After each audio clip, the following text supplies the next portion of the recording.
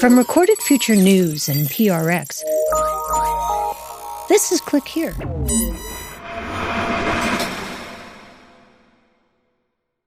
You're sort of known as the explainer of all things crypto. So how did you end up finding yourself there? Well, first I have to admit that I'm the one who invented that title. Well, it worked.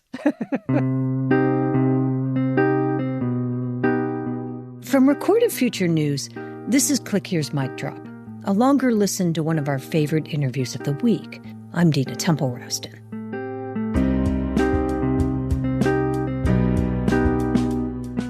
In Tuesday's episode, we looked at the national security implications of allowing 220 people to buy their way into a dinner with the president. Most of them were foreign nationals.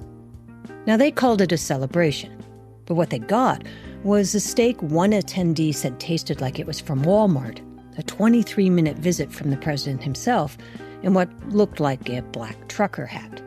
So the reviews weren't, well, glowing. I'm very disappointed with the dinner. I'm very disappointed that President Trump didn't spend more time at the event. It was supposed to be access. Instead, it felt more like a clearance sale.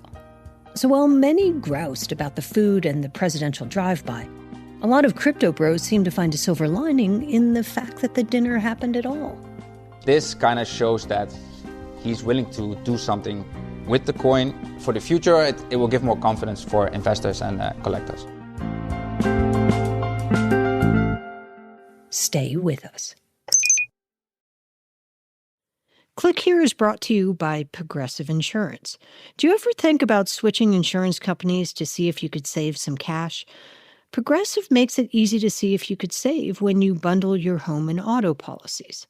Try it at Progressive.com. Progressive Casualty Insurance Company and Affiliates. Potential savings will vary. Not available in all states. I'm Dina Temple-Rowston, and this is Click Here's Mic Drop. You have people who are just excited that we have a sitting president who embraces and believes in this technology to the point of even using it. That's the self-professed explainer of all things crypto, Omid Malakhan. He teaches crypto and blockchain at Columbia Business School, and he's seen the industry weather winters, pump-and-dump schemes, collapses, and even hacks, which is why he wasn't surprised by the dinner or the backlash. This is a community that is no stranger to controversy, and everything that's come out of the Trump camp has at least been totally transparent in terms of what they're trying to do. So, do you think as a general matter that Trump is bad for crypto? I think it cuts both ways. I still think that a lot of what Trump has done and will hopefully continue to do will long-term actually be very good for crypto. But then the downside is Trump's use of the technology for things like his own coin.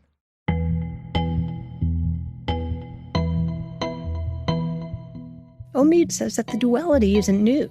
In fact, it's kind of baked into crypto more generally. It's a tool full of promise and problems. This is a community that is no stranger to people claiming to be doing things that they believe were for good of the economy, society, crypto, but then turned out to be just a way for them to make money.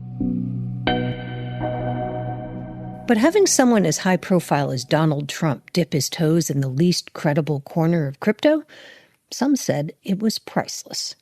I would say that increasingly a lot of people in the industry are quietly embarrassed by things like the Trump meme coin and whatever goes on with it, like the dinner. Because at the end of the day, it's not really showcasing anything important or special about the technology. Omid argues a lot of significant movements start in this way. Anytime society is on the verge of some kind of a major transformation, something starts as a joke and then ends up becoming really serious. Which brings us to what he calls his tiramisu theory. Which is it all comes in layers. Right? First an idea comes and it's really good. But then soon enough, people come and do something with it or create a derivative of it that's really stupid. And just when you think like, oh God, they've ruined it, this is all very stupid, a third group of people show up and do a third thing that's actually interesting and innovative and possibly brilliant. Right now, meme coins, very much in the stupid layer. Where crypto is right now, I would say with stable coins, that is very much in the brilliant camp so far. Stablecoins are pegged to real-world assets, like the US dollar, and they're borderless. Every day we're seeing new potential application or integration, things like lowering fees, speeding up payments, improving remittances, so forth and so on. The most immediate benefits are in the financial domain, having to do with money, banking, finance. But there's also a lot of interesting experimentation being applied to all sorts of other activities, everything from social media to actually building a more decentralized internet where even the hardware isn't controlled by mega corporations. And that kind of optimism is reflected in legislation now making its way through Congress. That's when we come back. Stay with us.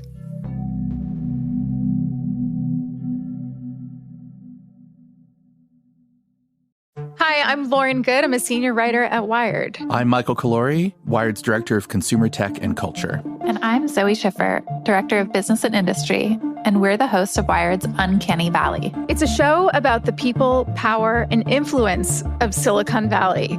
Every week, we get together to talk about how technology and culture from the Valley are influencing our everyday lives. The internet really was no longer about the early days. It was about minting money. He was swapping out the hoodie for a suit. And it just became like the shorthand for, I'm the Silicon Valley hustle coder guy. Or we'll dive deep into the history of some of Silicon Valley's most important institutions and figures. So a lot of people point to parallels between Sam Altman and Steve Jobs. Very good for engagement for Meta, for its bottom line, possibly or probably bad for humanity. I don't know if there's any single person that I would trust with this.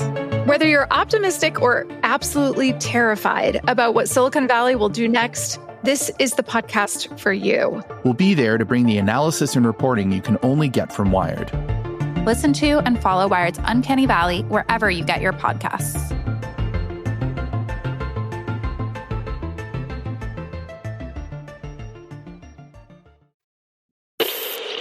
This is Click Here.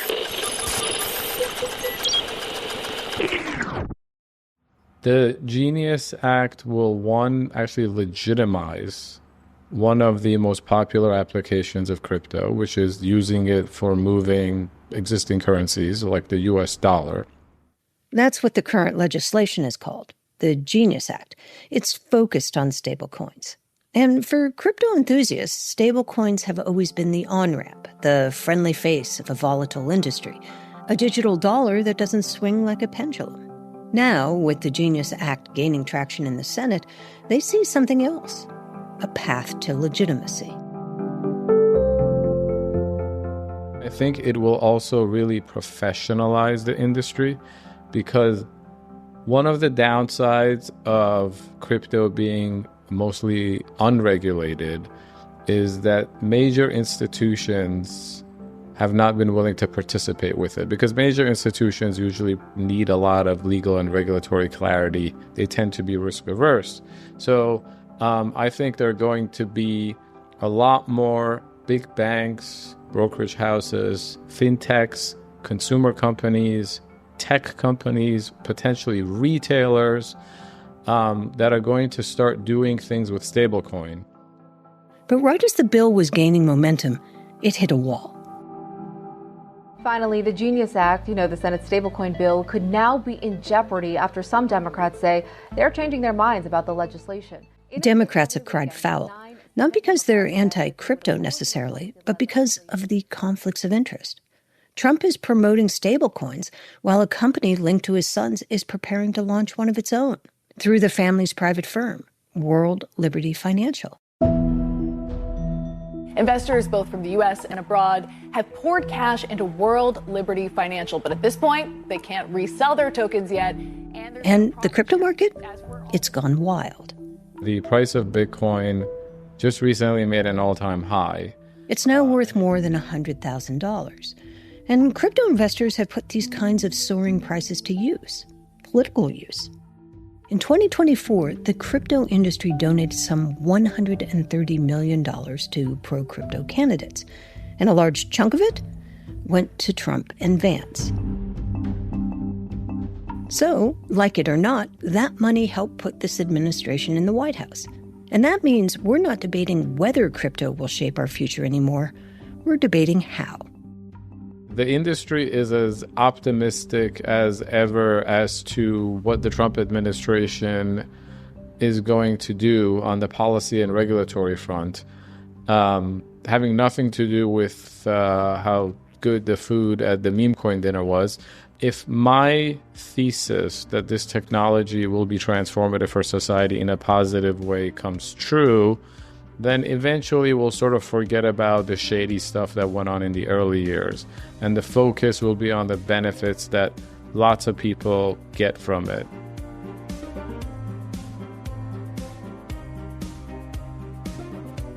From Recorded Future News, this has been Click Here's Mic Drop. It was written and produced by Megan Dietrich, Sean Powers, Erica Gaida, Zach Hirsch, Lucas Riley, and me, Dina Temple-Raston. It was edited by Karen Duffin. We'll be back on Tuesday with an all-new episode of Click Here. Have a great weekend.